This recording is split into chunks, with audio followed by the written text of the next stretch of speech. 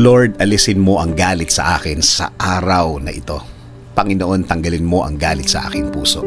Tanggalin mo ang emosyon na ito sa oras na hindi ko nagugustuhan ang mga nangyayari sa buhay ko, na hindi nangyayari ang mga plano ko, na hindi naaayon sa gusto ko.